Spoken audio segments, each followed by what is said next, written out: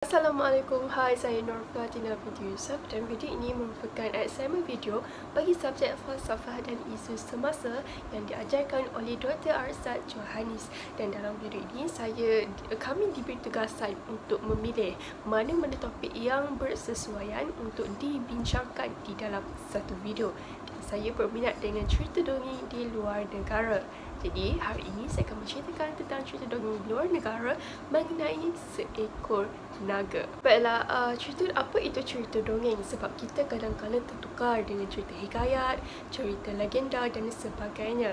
Sebenarnya cerita dongeng merupakan satu sastra lama yang menceritakan tentang sesuatu kejadian yang luar biasa yang penuh dengan khayalan ataupun fiksyen. Cerita dongeng sebenarnya adalah satu perkara yang tidak benar-benar terjadi.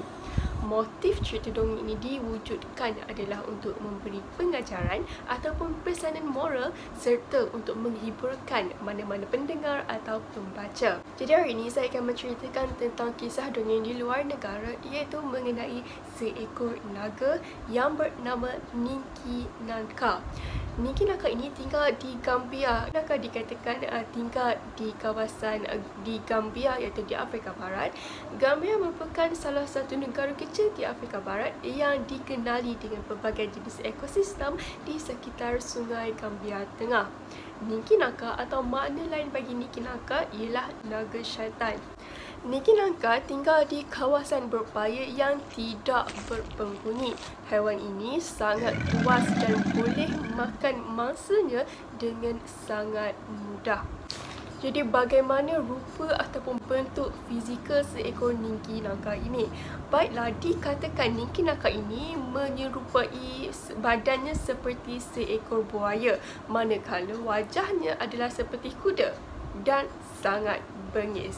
Dikatakan juga terdapat 3 tanduk di atas kepalanya dan terdapat balung kulit juga di atas kepalanya, dan sisiknya pula mempunyai pantulan seperti cermin. Apa yang menarik pasal Ninki Nanka ini ialah dia boleh mengeluarkan nafas api. Sebenarnya terdapat beberapa pengkaji yang cuba membuat kajian untuk menjelaskan bagaimana rupa sebenar Ninki Nanka ini, dan terdapat sekumpulan pengkaji iaitu CFZ Certain Fortune Zoology telah menjalankan kajian pada musim panas tahun 2006 di Gambia. Dan tidak ada dokumentasi mengenai kajian ini.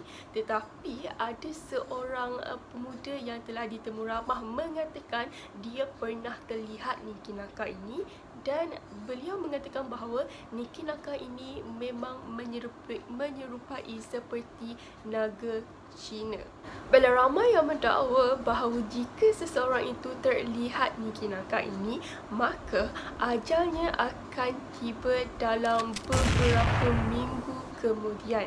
Maksudnya dia tidak akan panjang umur lah jika dia terlihat Ninki Nanka. Oleh itu terdapat ibu bapa yang memukul anak-anak mereka untuk berkelakuan baik.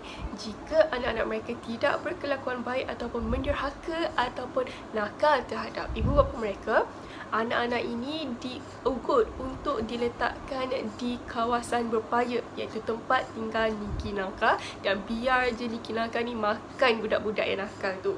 Jadi sebenarnya kisah ini memang memberi pengajaran terutamanya kepada anak-anak untuk tidak menderhakai ibu bapa mereka. Jadi benarlah sebenarnya cerita dongeng ini memang memberi pengajaran atau moral dan juga untuk menghiburkan kita semua.